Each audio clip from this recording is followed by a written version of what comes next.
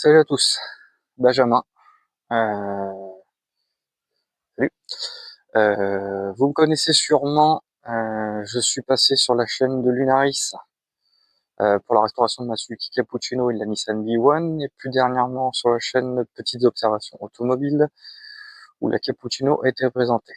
Donc aujourd'hui, je vais vous présenter cette petite Suzuki Alto Works RSZ de 1995, véhicule que j'ai fait importer par Carcoy Factory. Laurent, que je remercie encore. Donc, véhicule commandé dès fin juillet, arrivé au port du Havre tout début octobre, véhicule ne démarrant plus au port. Donc, obligé d'aller chercher le véhicule sur plateau, etc., pour le rapatrier à la maison. Alors, pour la petite histoire, ce véhicule, c'est donc une petite K-car. Donc, qui dit K-car dit motorisation 660 cm3, poids 700 kg, pour maximum 3,30 m. Autant vous dire que c'est tout petit, c'est plus petit qu'une Twingo, mais c'est plus gros qu'une voiture sans permis. Et ça marche plus fort qu'une voiture sans permis. On va faire un peu le tour. Donc elle n'a pas les jantes d'origine. Elle a les extensions un peu partout. Donc la lame à l'avant qu'on peut voir ici, qui a été repeinte d'une façon approximative, on appellera ça au Japon. Le vernis du capot. Donc là on va parler sur tous les défauts de la voiture, hein, on en reviendra après. Donc on voit la petite buse d'air qui a été repeinte avec des traces d'orange. On voit le vernis du capot qui s'en va. Ensuite, le pavillon. Le pavillon qui a dû être repeint sur une peinture loin d'être saine. Donc du coup, ça a complètement craqué. L'extension sur les côtés, c'est plutôt propre, à part des traces marron, enfin orange. L'aileron derrière est plutôt propre. Sur la lune derrière, on peut voir un magnifique sticker Peanut Garage. C'est magnifique. Pourquoi, je ne sais pas. J'ai beau me renseigner, avoir regardé au Japon. Il n'y a pas de garage qui s'appelle comme ça là-bas. Donc pourquoi pas. Je pense qu'il a voulu la faire à l'américaine. Je vais vous montrer après pourquoi je dis ça. Donc, barre d'essuie-glace arrière supprimée, remplacée par un D. Ligne d'échappement. Alors là, on voit pas sur la vidéo. Ligne d'échappement. Le silencieux était complètement vidé. La bruit qu'il y a, c'est moi qui l'ai mis, car le bruit était insupportable. J'ai pris les décibels à 3 mètres du véhicule à l'arrière au ralenti. J'étais à plus de 100 décibels. Je rappelle, au ralenti. Donc, elle a aussi les feux arrière qui ont été, entre guillemets, fumés. Pourquoi, je ne sais pas. J'ai pas précisé. Au niveau des freins, l'avantage de la World de ces années-là, c'est qu'elle a 4 freins à disque. Allez, on va à l'intérieur. À l'intérieur, donc on commence déjà à voir un petit peu. Volant remplacé par un Momo, à première vue un vrai. Un mano de pression de turbo remplacé par un Geredi. Bon, on voit que actuellement au niveau de la météo, c'est pas trop ça la voiture dehors. Ça a légèrement pris l'humidité.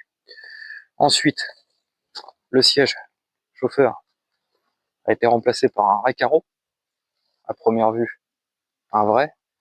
Sauf que, une fois le véhicule arrivé, je vous montre un petit peu les fixations avec des équerres, comme je dirais en rigolant, des équerres de chez Bricomarché. Ensuite, faisceau électrique. Ça me rappelle un petit peu la Cappuccino pour ceux qui ont suivi. On a des fils partout, partout, partout. On a des fils partout. Hop, pardon, j'ai laissé la clé sur le contact. Donc, on a des fils partout. On a un rajout d'allume-cigare. Le pommeau de levier de vitesse qui a été remplacé en poste, voilà, en poste CD-DVD, apparemment, d'après ce que je vois.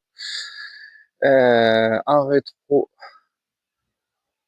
supplémentaire, hein, il est collé sur celui d'origine, il voit beaucoup plus large. À l'arrière, elle est plutôt saine. À l'arrière, c'est plutôt sain. Donc l'arrière de la voiture, donc on voit le filtre air posé sur la banquette arrière. Donc filtre air, H-caisse, malheureusement qui a un peu mal vécu. Hein. On voit un peu de reflet de bleu. On voit que la peinture a été faite magnifiquement bien au Japon. Voilà, l'autofocus fait son boulot, c'est magnifique. Donc ça, hein, ça va aller à la poubelle, il est complètement pulvérisé. L'intérieur est plutôt propre. Voilà. Elle a des tapis qui vont partir. La clé. Pour en revenir tout à l'heure à ce que je vous disais concernant, il a voulu se la faire à l'américaine. Je vous laisse voir cette magnifique clé à l'effigie des États-Unis.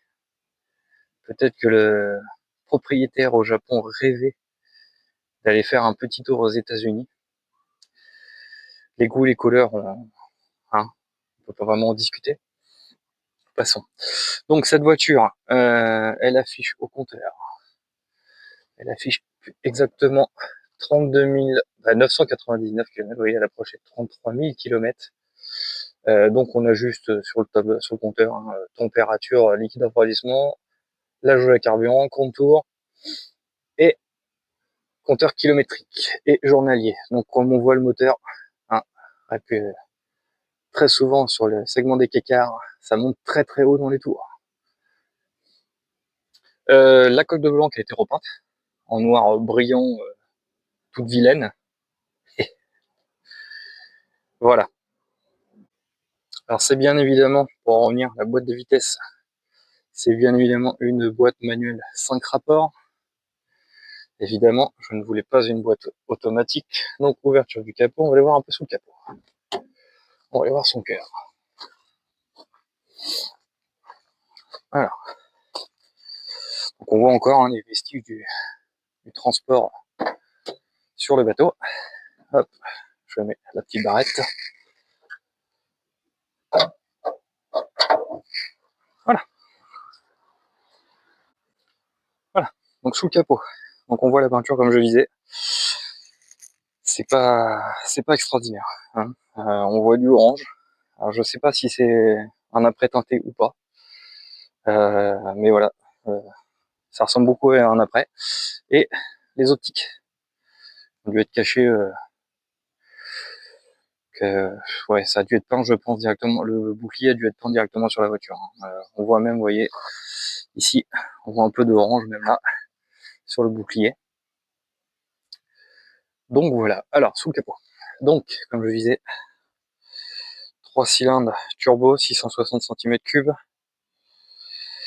Au niveau modification, sous le capot, on a un collecteur d'échappement non d'origine qui passe de 3 en 1, enfin, qui atterrit directement sur le turbo.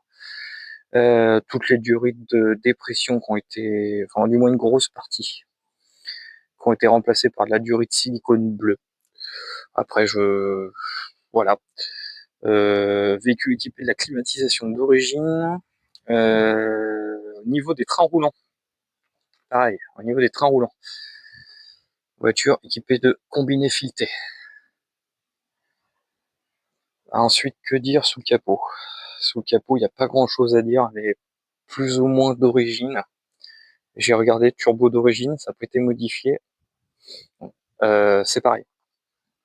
Pour revenir à cette voiture, je pense que c'est un véhicule qui a fait un tout petit peu de circuit, ou moins de montée de colle au Japon.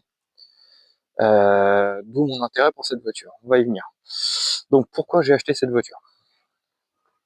J'ai acheté cette voiture parce que mon but est, comme je fais d'habitude, ne pas faire comme tout le monde. Je souhaite faire du circuit avec. Donc mettre ce véhicule sur nos circuits français. Alors plus exactement, les circuits dans le nord, hein, nord-nord-ouest. Je ne descendrai pas du côté du sud, ça fait beaucoup de route. Mais voilà. Donc là, j'ai déjà commandé pour cette voiture l'arceau de sécurité. L'arceau de sécurité est commandé. Je l'attends. Il devait logiquement arriver dans la voiture, non monté, mais il devait arriver avec la voiture. Malheureusement, il n'est pas arrivé avec la voiture. Voilà, petit souci au Japon, rien de bien grave. Pour ceux qui connaissent peut-être l'arceau, c'est un Saito Roll Cage. A few moments later. Donc voilà les amis, la présentation de la petite Suzuki Alto Works, destinée pour les track day en France, hein.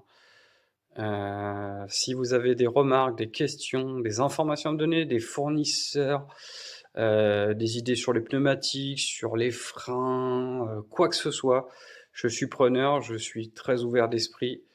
Je suis aussi ouvert à la critique. Évidemment, il faut critiquer en sachant de quoi on parle, etc.